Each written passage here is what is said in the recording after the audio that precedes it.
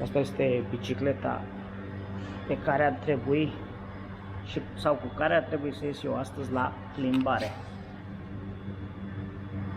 Ce o scurtă poveste, eu am locuit în Qatar mulți ani și aveam această bicicletă cumpărată, dar a stat abandonată într-un garaj foarte mult timp.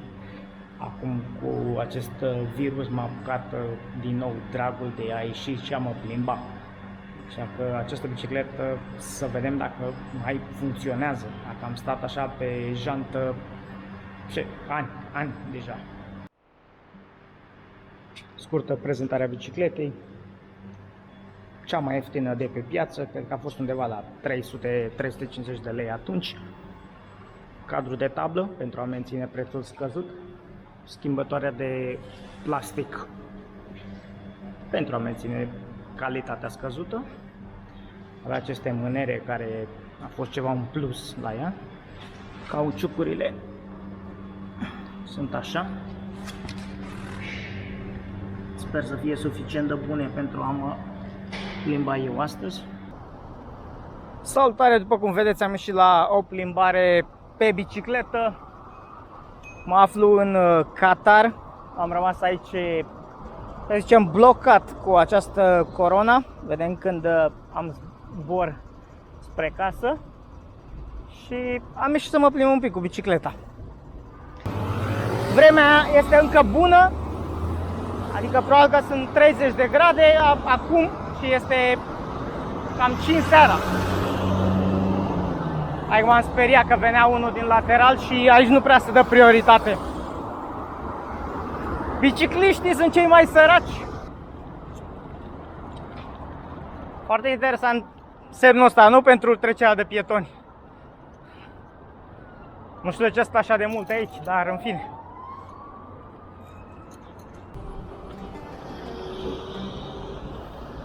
Destul de mult trafic în intersecția asta. Având în vedere că aici sunt două situații mai diferite. Prima situație fiind această corona și cea de-a doua este că a început Ramadanul. Pentru cine nu știe, în lumea musulmană se sărbătorește Ramadanul o lună pe an sau 30 de zile aproximativ. Oamenii ăștia nu mănâncă și nu beau nimic cât timp este soarele pe cer. Iar acum este aproape seară, că este cam 5 seara și undeva pe la 6 și 10 se va putea mânca și bea. Iar pentru că mă aflu în această țară, sunt obligat și eu să respect în public lucrul ăsta. Adică nu pot să mănânc sau să beau nimic în public. De aceea n-am apă cu mine. Cum am zis, temperatura este deja peste 30 de grade, să pedalez o plăcere, o plăcere.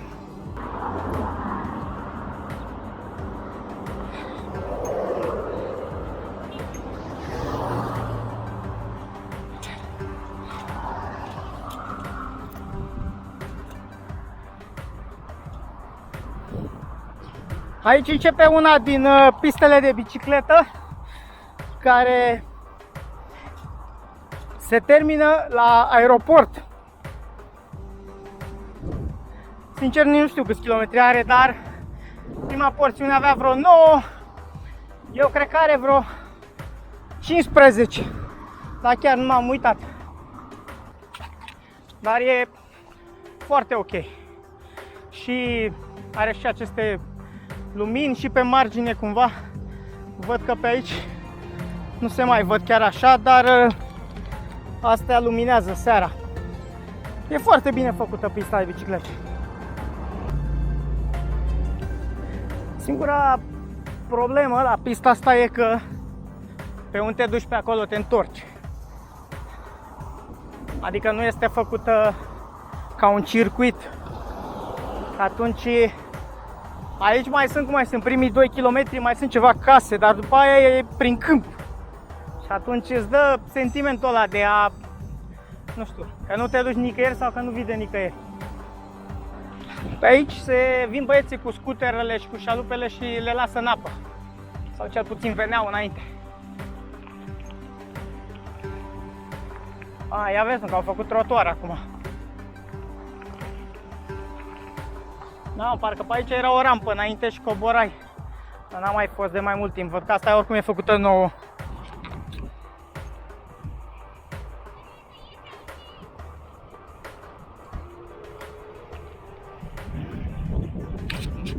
Asta aici pe stânga mea, toată construcția asta. Am să vă pun eu niște imagini mai mișto sau mai bine luate, că nu mai de aproape. Este Muzeul Național al Qatarului. Foarte, foarte frumos pe afară, foarte interesant și pe interior. Este destul de nou, cred că a fost deschis în 2019.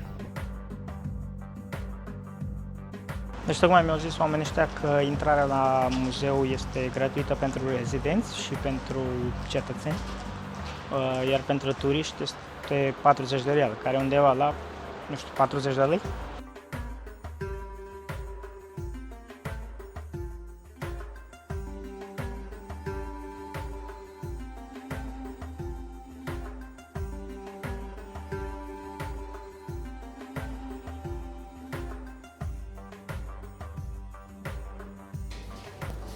Mi-a fi atent că acest Desert Roads arată exact ca și ăla, ca și muzeul în sine.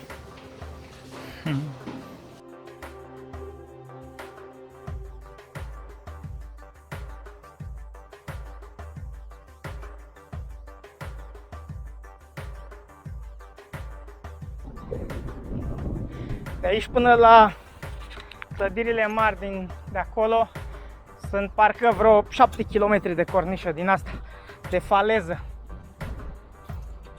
Și în teorie, înainte nu te lăsa cu bicicleta. Deși acum am văzut, de când cu treaba asta cu corona, nu mai zice nimeni nimic, te lasă să te plimbi pe aici.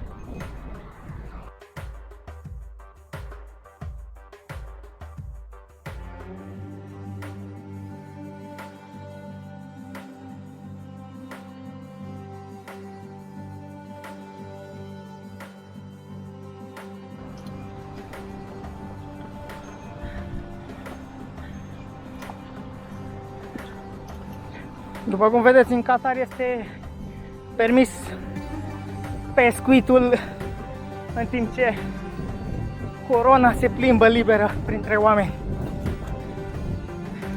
Nu te îmbolnăvești de corona dacă stai să dai la pește singur, care mi se pare normal. Aici, în dreapta mea, partea asta este MIA, Muzeul Islamic Park. Muzeul Islamic este această clădire, iar zona aferentă este parcul, foarte interesant. Bineînțeles că l-au închis, ca și în România, din cauza la corona.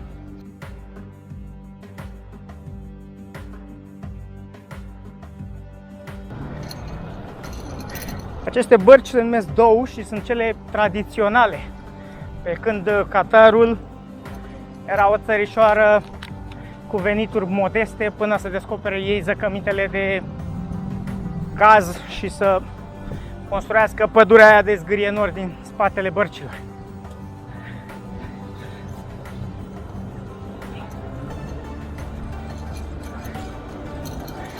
În general, bărcile astea acum sunt băgate în acest port, dar în general le poți închiria și te poți plimba până aproape de clădirile mari. Mai știu, era undeva la 80 de riali. Hai să punem paritatea 1-1, undeva la 800 de lei să te plimbi una din asta, de persoană, bineînțeles. Dar dacă erai grup mai mare, negociai. Dacă veniți în Qatar, țineți minte că cam tot ce vreți să cumpărați, dacă este din marketuri, de la tarabe, din piețe, se mai poate negocia, inclusiv la magazinele de aur. La magazinele de aur spui că este prea mult, dacă vrei să cumperi ceva, aurul un pic mai ieftin. Nu sunt eu foarte pasionat de bijuterii, dar pentru cine este, îți poți cumpăra aur de aici. Și de aici este kilometrul zero al cornișei, al falezei. 3D asta, Lumea îi mai zice The Pearl Monument, monumentul perlei, că na, vedeți o perlă acolo în acea stridie. Zona asta este zona favorită pentru oameni să vină să facă sport, să alerge în primul rând și este și marcată. Aici pune 4500. 4500 de metri și va fi în ordine descrescătoare până la hotelul Sheraton. Deci mai am 4500 de metri de aici.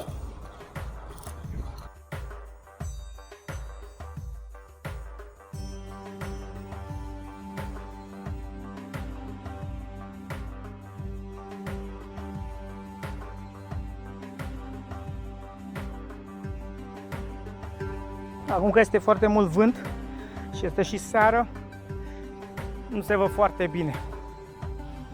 Dar atât noaptea, pentru că se aprind,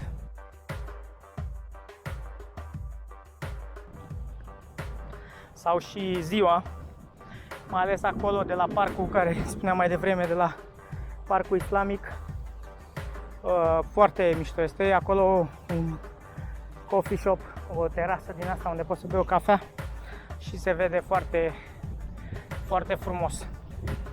Toată zona asta ai clădiri înalte.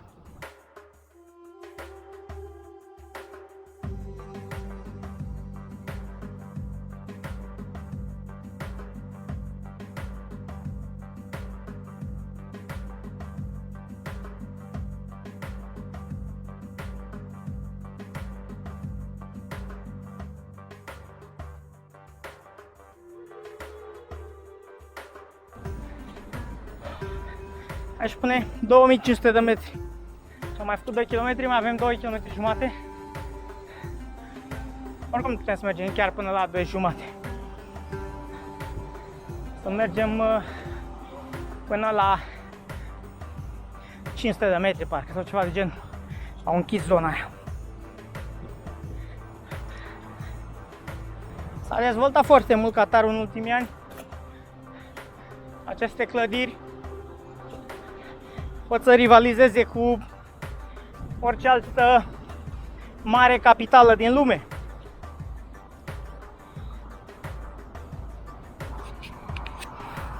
Seara sau noaptea se vede mult mai frumos când sunt aprinse clădirile.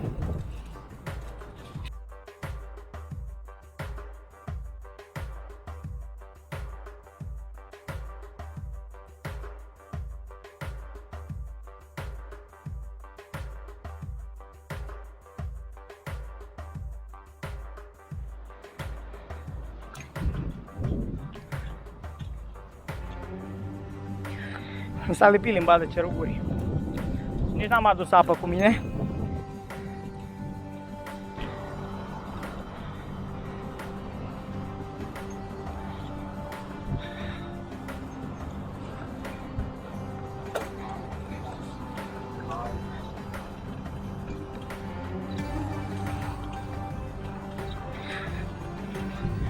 Această maimuțoie, această mascotă a fost mascota la Asian Games în 2006. Asian Games fiind un fel de campionatul Asiei la sporturi. Cum e și la noi campionatul european, un fel de olimpiadă pe Asia, ei fiind organizatori.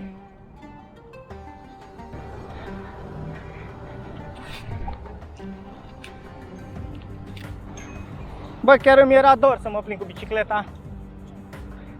Când ajung în țară am să-mi cumpăr o bicicletă neapărat.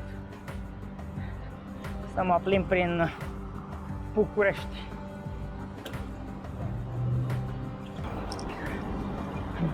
Toate aceste clădiri de birouri au undeva între 200 și 250 de metri.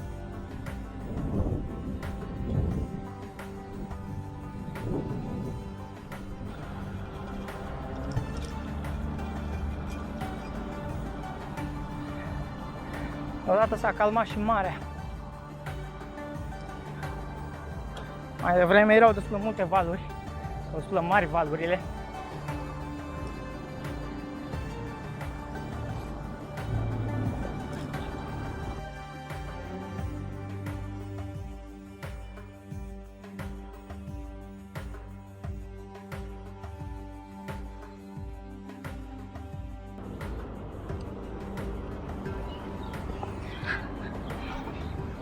După cum vedeți, au pus conurile astea aici.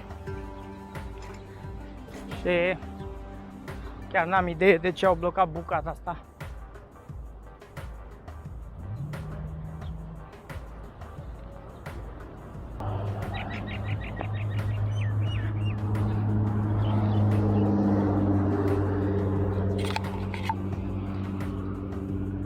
A trecut și un Nissan GT-R.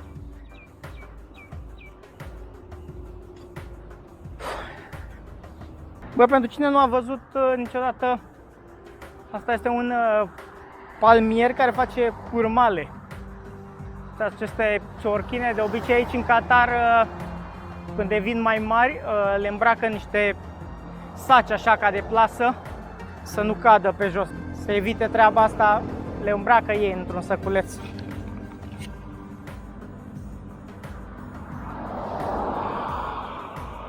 Mă uit că aici ar fi un loc bun să-mi leg bicicleta de acest stâlp și să o las aici peste noapte. Dar mai mă duc un pic să vedem în altă parte o locație.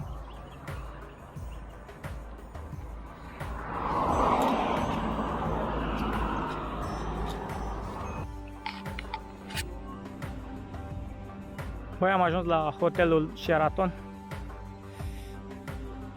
Bicicleta este aici, dar am de gând să o leg de un stâlp din ăsta, ori de ăla, ori de ăsta, și să o las aici.